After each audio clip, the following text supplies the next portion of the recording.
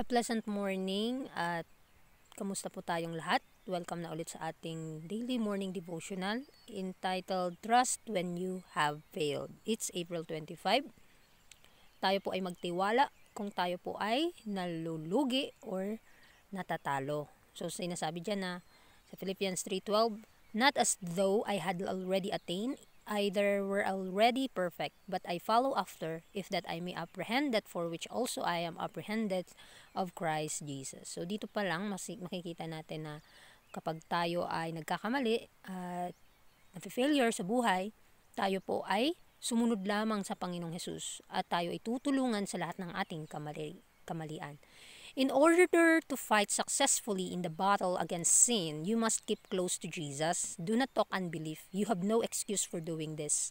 Unbelief always separates the soul from Christ. So it's our own choice, mga kapatid, kung sino ang Diyos nating paglilingkuran. At kapag nagsasalita tayo ng mga hindi pananampalataya, yun po ang mag-separate natin mula sa Panginoon. Kaya nga, in order na tayo ay makikipaglaban na para maging successful ang pakikipaglaban sa kasalanan, atin pong i-closer ang ating paningin sa ating Panginoong Hesus at ating i-focus ang ating mga pag-iisip sa Kanya upang tayo ay makapanagumpay. It is not praiseworthy to talk of our weakness and discouragement. Let each one say, I am grieved that I yield to temptation, that my prayers are so feeble, my faith so weak. I have no excuse to plead for being dwarf in my religious life. So, tayo nawa ay hindi natin sabihin na tayo ay natitempt. Hindi natin sabihin na tayo ay mahina. Bagkus, ang mga katotohanan na pinagkaloob sa atin ng Panginoon, ang mga encouragement, ang mga truth na nagbibigay sa atin ng sigasig at tagumpay ay yun po ang ating isaisip. Dahil kung tayo ay magsasalita ng mga kahinaan at mga ma-discourage tayo, yun po yung nagpapagrieve sa atin ng Holy Spirit. So, kinakailangan na ang ating religious life ay nakakonsistent lamang sa Panginoon at makapanagumpay po tayo, sabi ng Panginoon. So, ilaan lamang po natin ang ating oras sa Kanya dahil bibigyan niya po tayo ng lakas at tibay ng pananampalataya.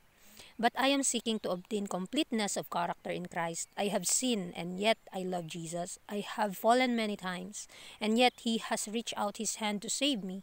I have told Him all about my mistakes. So, tayo ang kinin natin na tayo nagkakamali at nagkakasala. Ngunit hindi dyan nagtatapos ang lahat. Tayo ay patuloy na humanap ng katotohanan na maging mas closer pa sa ating Panginoong Hesus at makita natin ang Kanyang karakter. Ang kinin natin ang ating mga kasalanan at mahalin natin si Hesus ng buong puso, buong kaluluwa. Kahit na tayo ay nagkakamali sa maraming panahon, ay patuloy siyang nagwe-welcome sa atin sa Kanyang kaharian. Tayo ay nililigtas. Inaabot niya tayo sa Kanyang mga kamay. At kapag sinabi na natin sa Kanya ang ating mga pagkakamali, tayo ay Kanyang patatawarin. I have confessed with shame and sorrow that I have dishonored Him. I have looked to the cross and have said, all this He suffer for me. So, kapag atin nang sinabi ang ating mga kasalanan, ang kahiyaan, ang mga kalungkutan, ang ating mga nararamdaman, atin pong unawain maigi ang katotohanan na kahit na angkinin natin ang ating pagkakamali, na atin siyang nadi-dishonor, So, kung atin po yung nakita na yun pala isang kasalanan at tayo tumingin kay Kristo sa krus ng Kalbaryo, makikita natin ang ating mga kabiguan at yung karakter ng ating Panginoon, yun yung matatransform sa ating buhay.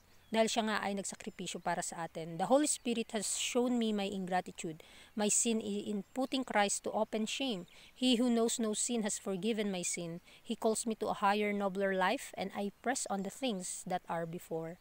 So, ang banal na Espiritu lamang ang magpapakita sa atin na kung gaano tayong minahal ng ating Panginoong Hesus at ang ating mga kasalanan ay Kanya nang pinasan at nilinisan. At tayo ay nakakaalam na tayo ay Kanyang pinapatawad kapag ating inaangkin ang ating mga kasalanan at tayo ay tinatawag sa pinakamataas na pagtawag upang magkaroon ng buhay tungo sa buhay. At ang mga bagay na ating naangkin Atin po itong gamitin sa kaluwalhatian niya. The humility that bears fruit, filling the soul with a sense of the love of God, will speak for the one who has cherished it in the great day when men will be rewarded according as their works have been. So, ang bunga ng banal na espiritu, ang mapagpakumbaba ni Kristo, ay yun naway makita sa ating buhay. Yung punong-puno ng pag-ibig at kagalakan sa ating mga puso, at kung sasabihin natin ang mga kabutihan ng Panginoon, yun yung makikita sa buhay natin. At lagi nating iniisip ang kanyang katwiran, yun yung matatransform sa ating buhay. At yun yung magbibigay sa atin ng pagpapala in the last days sa ating gawain na ginagawa para sa kanya. Happy will be the one of whom it can be said, the Spirit of God never steered this man's soul in vain. He went forward and upward from strength to strength. Self was not woven into his life. So, ang tunay na Kristiyano ay masayang tunay. Ay kinakailangan na mapanatili ang kagalakan sa salita ng Panginoon, at ang kanyang banal na espiritu, tandaan natin, hindi niya pinipilit ang tao kung gusto niya talagang mapabanal siya. At kapag gusto na ng tao na mapabanal siya, doon pakikilos ang banal na espiritu, at hindi siya hihinto until na tayo ay mabago. At ang ating mga sarili ay mamatay, at si Kristo ang maghari sa ating mga puso. Each message of correction, warning, and counsel he received as a blessing from God. Thus the way was prepared for him to receive still greater blessings, because God did not speak to him in vain. So, ang mga paalala ng Panginoon, ang kanyang correction sa atin, mga babala at mga payo, ay ito'y tinatanggap natin na may pag-ibig, na nagmumula sa Diyos, at inihahanda lamang ang ating mga puso kung paano tayo makakatanggap ng ating mga kamalian, at upang mapatawad ang ating mga kasalanan. Dahil kapag kilala natin ang isang kamalian na kasalanan, doon pa na point na maluwag sa puso natin na tayo ay kanyang patatawarin, at makakatanggap tayo ng napakalaking biyaya, dahil nagsasalita ang Diyos ayon sa katotohanan at hindi ayon sa kasinungalingan. Each step upward on the ladder of progress prepared him to climb still higher. From the top of the ladder, that the bright beams of God's glory shone upon him. He did not think of resting, but sought constantly to attain the wisdom and righteousness of Christ.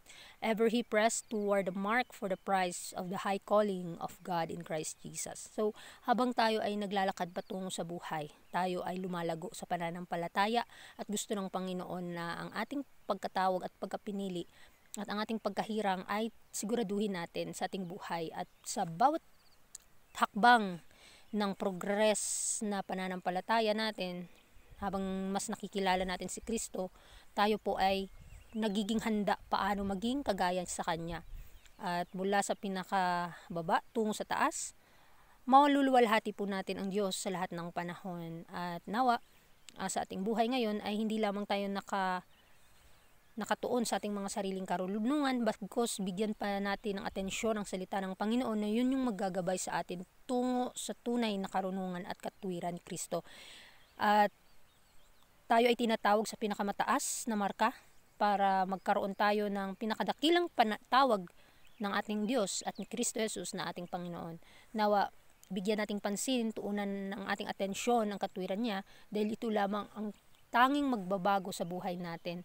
This experience everyone who is saved must have. So, ang bawat isa sa atin, kung gustong maligtas, magkakaroon ng ganitong pagkatawag. Kapag tumugon ka na sa panawagan na ito, handa ka na isulong ang gawain ng Panginoon na pinagkaloob sa iyo, magiging successful po ang iyong pong gawain, at si Kristo mismo ang kumikilos dito, nakikipag-cooperate lamang po tayo. So, sa umagang ito, nawa ay bigyan natin ng atensyon, lugar sa ating mga puso ang katwiran ng ating Panginoong Hesus, upang sa ating paglalakbay o something tayo ay nafe-failure, magtiwala lamang po tayo. Huwag po natin pakinggan ang mga akusa ng kaaway, bagkus manalangin po tayo at gumawa na may pag-ibig. Ito po'y nagpapabanal sa kaluluwa. Once again, good morning and happy day sa inyong lahat.